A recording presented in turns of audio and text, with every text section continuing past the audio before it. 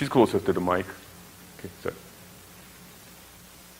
There's a perception, I believe, that in the Islamic faith that women are somewhat subjugated or perhaps denied an education or just not given, equal opportunities as to men. Would you speak the truth of that situation, please? Sure.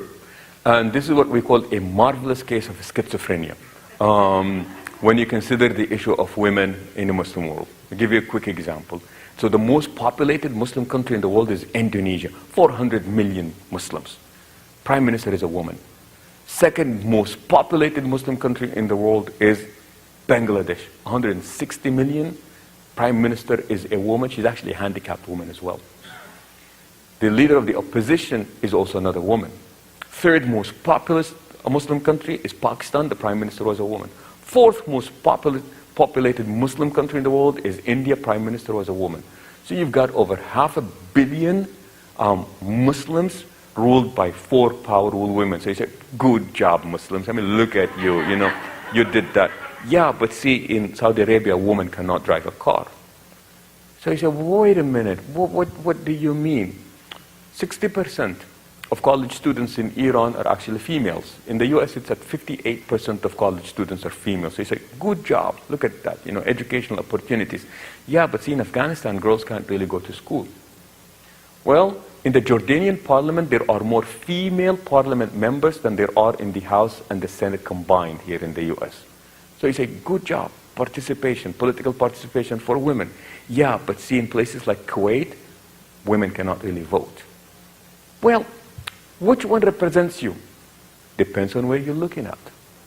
Really depends on where you are looking at. But you are right about the impression that people have out there. That impression, I believe, results from 3 things. The images that we see in Afghanistan. If you are a woman, you have to be out and you've got to be wearing your burqa and you cannot leave. And if you leave not dressed like this, we will do 1, 2, and 3.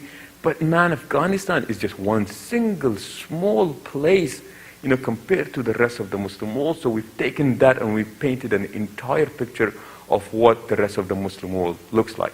Here's what we believe in.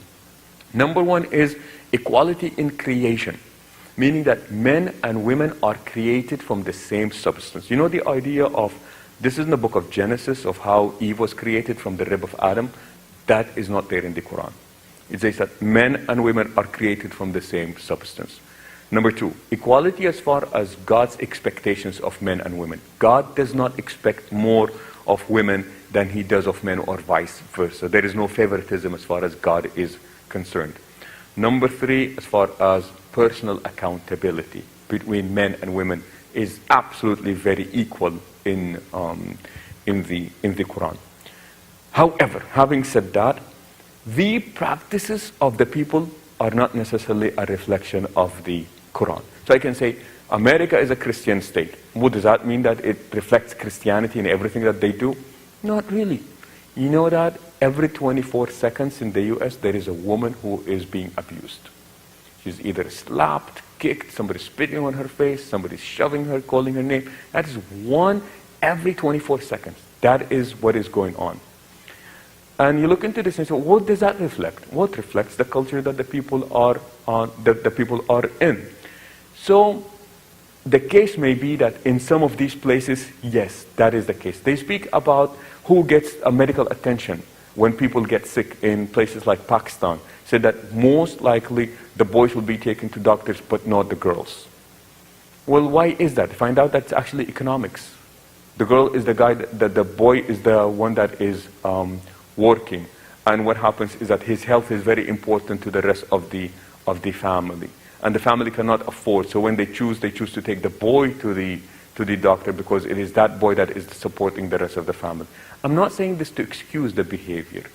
And I'm not saying this that there is a justification or an explanation to it. I'm just letting you know what is going on.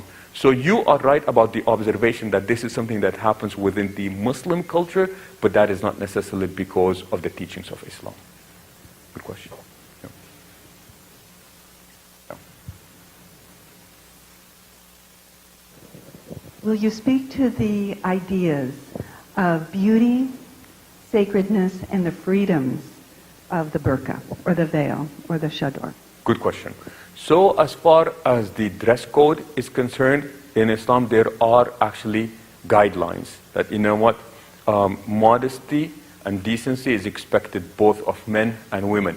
However, like the rest of the teachings of the Quran, when it comes to rituals, well, let me put it this way. The Quran says that there are two types of authorities. There is an authority that is legal authority, governmental authority, and then there is the authority of the conscience. All rituals, personal obedience to God, they lie under the authority of conscience, not under legal authority. Meaning that these are things that you do willingly, if you choose to, and if you choose not to, nobody can force you to pray. Nobody can force you to have a relationship with God. So as far as that is concerned, that is something that you choose. I have 5 sisters. Been blessed to have 5 sisters. Some of my sisters, they choose to wear, and some of my sisters choose not to wear, for example, because that is just something that is personal freedom. And the idea here is that it is a reflection of modesty. It is a reflection of decency. And like I said earlier, that is done, or like we're not the first to do this. Catholic nuns, that is what they look like. In ultra-Orthodox Judaism, a good, ultra-Orthodox Jewish woman, she either wears a wig or she wears a scarf. Up till the 1960s and 70s in the US, if you were to go to church on Sunday, most of women would either be wearing a scarf or they would have, their big hats. It's in the book of Romans. And St. Paul, he spoke about how women ought to be when they come to church. So we in the Muslim community do not believe that anything that we do is novel or new. We believe that it is carrying a legacy that has actually started from before. So an expression of freedom, she either wore it or she did not wear it. An expression of obedience to God, and it is an expression of decency and modesty. Every successful man needs a Khadija. So the first person to embrace Islam was a woman. The first person to die for Islam was a woman, Sumayya. The greatest scholar of Islam was a woman, Aisha. The person who loved the Prophet the most was a woman. Who was that woman? Fatima. The person who made the biggest sacrifice for Islam in one day was a woman, Khansa. One of the greatest fighters in Islamic history was a woman, Khawla bint al-Aswar. She fought on the back of horses, killed many kuffar, and spurred the mujahideen on to go on. The warrior behind the veil, a woman. Women were at the forefront of this Islamic awakening, side by side with the Rasul sallallahu alaihi wasallam.